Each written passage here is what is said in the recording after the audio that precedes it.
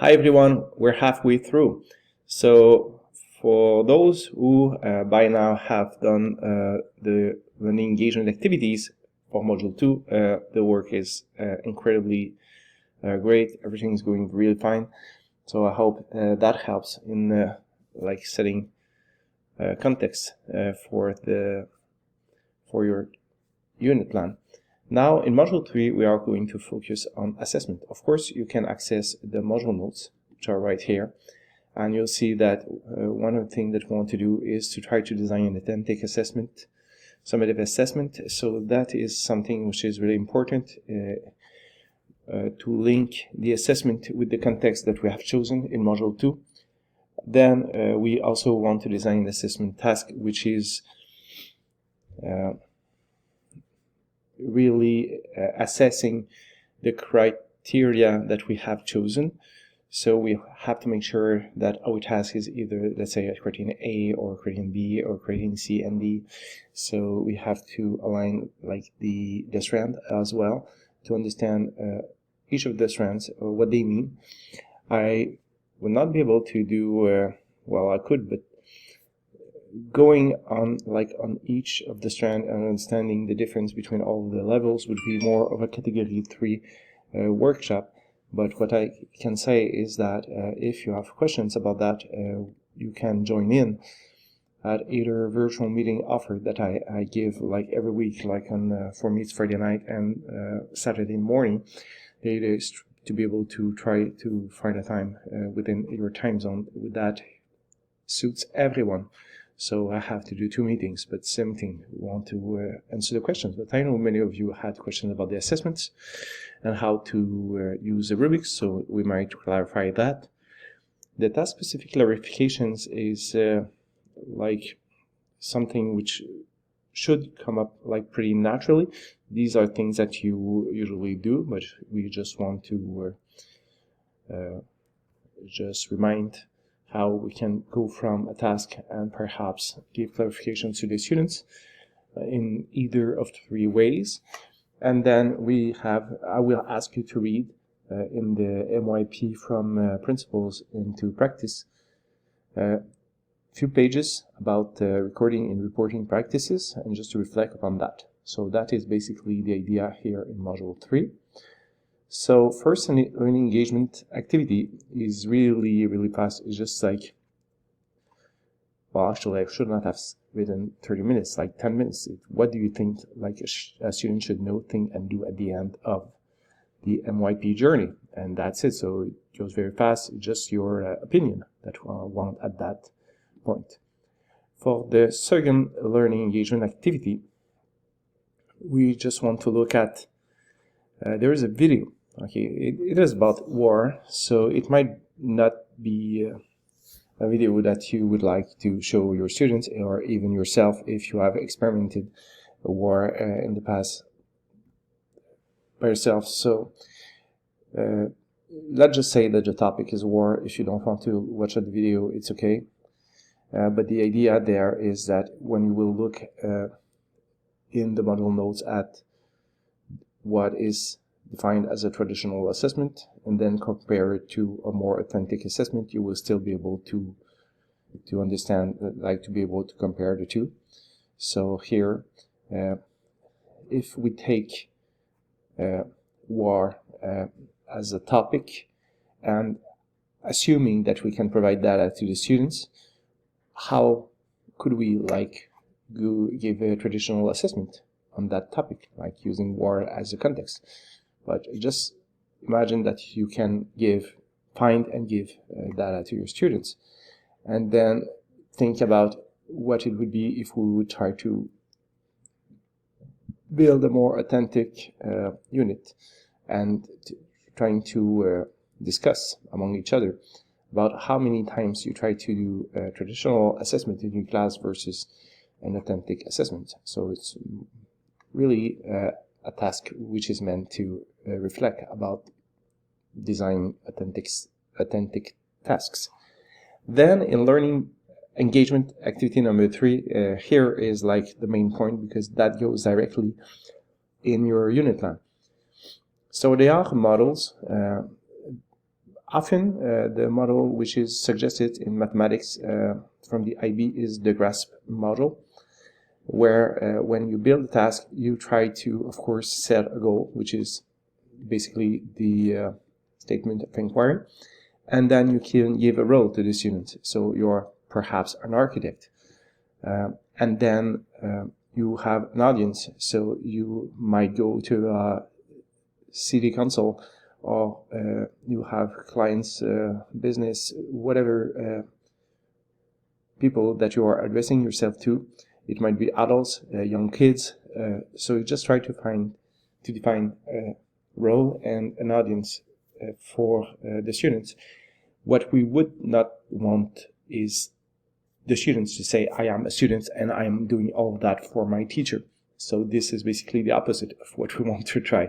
So the more it relates to real life, the more authentic it is.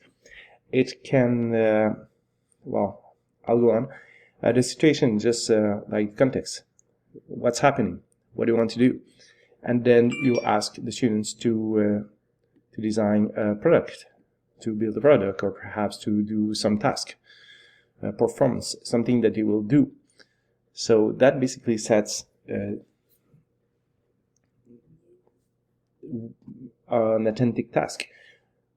You will see that we can use these in order to, and then of course you have to decide which objectives, so each criteria that you have chosen and which objective strands.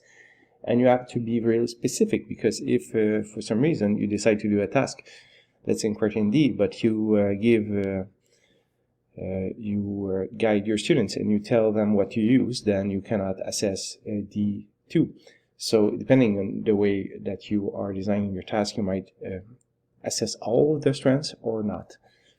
So that is something that you will have to choose. The main thing is that the requirement is to assess each strand at least 2 times. So if you assess all of criterion A 2 times during 1 year, then you meet the requirement from the IB.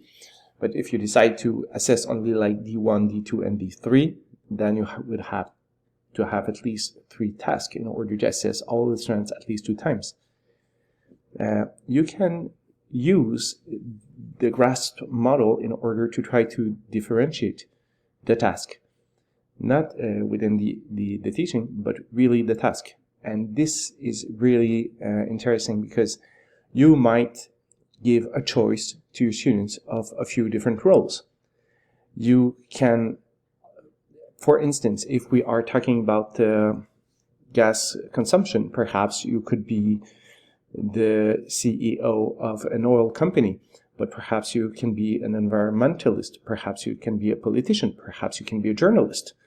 So depending on who you are, perhaps you can be a young kid who wants to have a bit of future. So you can give many different roles, and that would give different products or different results. You can also select different audience. If you want to address a topic, but you are your work is intended for 10 years old, or if it is intended to the general public or to a scientist, the work will not be the same. So you can give a choice of audience. You can give a choice of product. Also, you can say that you can do a poster, you can do a video, you can do a presentation. So you can give different products. So these are all things that you can consider when you are creating your GRASP authentic task. So if I click on my post, I'll have also here the resources as usual. There is here, if I click on rubric, you see that this is a Galileo rubric. It is a resource, and you'll see that for authenticity, but also it's more authentic if perhaps like it adds value beyond the school. So this is like action for service or action. So these are things that you can see, and the more you are to the right, the more authentic it is. So it's like a rubric in order to assess whether it is authentic, a task is authentic or not. So this is an interesting resource. There is a document here that I've given, which is for the guidance for concept-driven examination. That comes from the IB, of course. And here you can just look and you'll see like the difference between a concept-driven examination comparing that to a content-driven examination. And you'll see that you can draw on any relevant knowledge in your response, and that's what I'm trying to do actually. So I don't really do, I might do a formative assessment on one particular subject, but most of the time it is open. It's like everything that you've seen so far. They have possibility to transfer and apply their knowledge in unfamiliar contexts. So that will go with criterion A, level 7 and 8, and also when you are applying that to real life, and also when you are doing inquiries in criterion B. So we try to make connections, of course, by using the concepts. So that is a resource that you have here. Of course, there's a guide.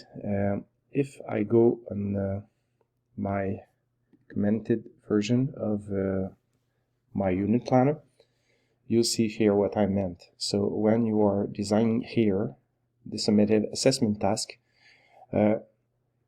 you can differentiate, like using the role, the audience, even the topic can change. You can, let's say when I was talking about water consumption, it can be for the shower, it can be for the bath, or whatever other way that we are using water, and we can focus on that particular topic within the subject. And also you have to make a statement which relates your summative assessment to your statement of inquiry. So sometimes we have to go back and change a little bit the statement of inquiry in order for the two to be like aligned.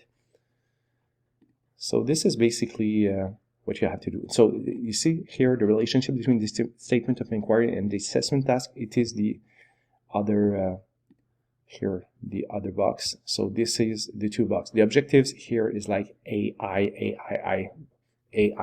So you have to just take the objectives. If you have two summative tasks, then you just add a row. Okay, if you add a row, then you would have like the possibility to have two summative tasks, and you do the relationship. You write a statement. Well, you describe the relationship between the summative assessment task and the statement of inquiry. So this is the main learning engagement activity, which is learning engagement 3. The fourth one is also takes some time. You have the three rubrics for year 1, year 3, and year 4, year 5. If you are in year 2, you should use most of the time, unless it is impossible, we try to use year 3, the year 3 rubric on year 2, and the year 5 rubric on year 4. So there are 3 parts.